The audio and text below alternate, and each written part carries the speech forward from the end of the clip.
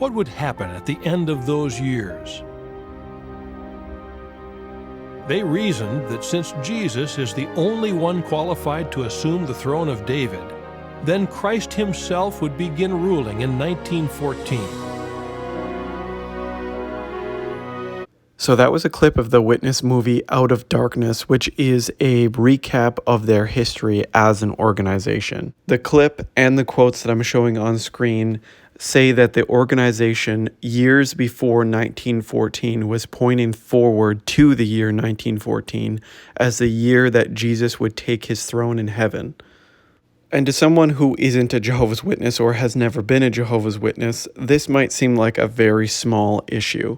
Yeah, okay, they believed that Jesus was going to take the throne in heaven in 1914. Who cares? But here's the problem. The Witness organization never, and I mean never, pointed forward to 1914 as the year that Jesus' second presence or his taking the throne in heaven was going to happen. And there's a good reason why we know that they never pointed forward to 1914 as when these things were going to happen. And that's because they already believed that they had already happened. Charles Taze Russell, when he first founded the Watchtower organization and was leading the Bible students, joined Nelson Barber's group. And Nelson Barber was pointed forward to the year 1874 as when Jesus was going to take the throne in heaven and Armageddon was going to happen. Then, when that didn't happen, they moved the date forward to 1878. However, they kept 1874 as when Jesus' invisible presence had begun.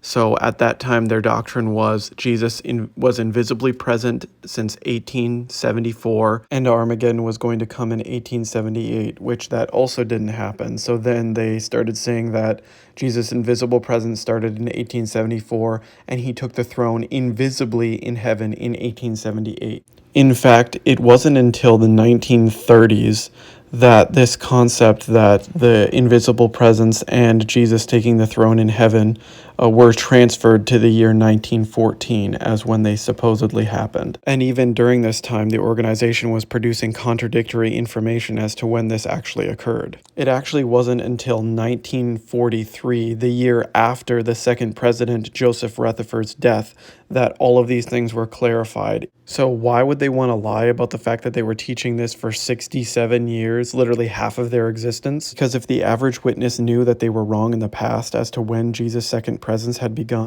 they might start to question the current understanding, which is a 1914 teaching, which is the sole basis of the organization's claim to being selected by God.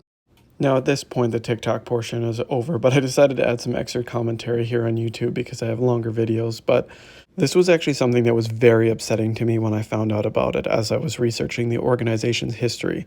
And that's because they blatantly lie. It's not even like they're trying to be discreet about it. They blatantly lie about what they taught in the past in order to whitewash their history and in order to make it seem more palatable. This was actually one of the first things that made me realize, hey, if they're willing to lie about this in such a blatant fashion, what else are they lying about? This time period in their history is one of the most pivotal for the organization because this is the time period that they say God chose them as his channel, as his people. In fact, the organization points to the 1914 teaching with the same level of confidence that the early Watchtower students pointed to 1874 and 1878 as the time when Jesus supposedly took the throne in heaven. And unfortunately, it's very easy to change around dates for an event that supposedly happened invisibly and for which you have absolutely no evidence. I don't know, this is just one of the teachings that really bothers me, especially when I think back to the fact that I taught this to people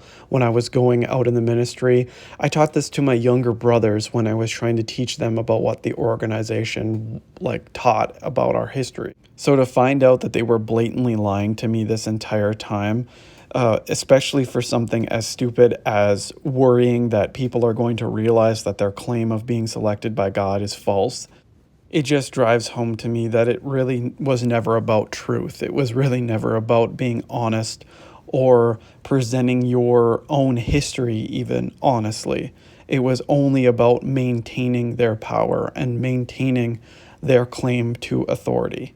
Anyway, as always, I direct people to read the book Gentile Times Reconsidered by Carl Olaf Johnson. It is a deep dive into the 1914 teaching, and reading that will really open your eyes as to what the organization's history actually is and what the evidence is for the 1914 teaching. A link to a free PDF copy of that book is in the description of this video, as it is in all of my videos, as well as link to JW Facts for more information about the organization, its history, some of the things that they don't want people to know.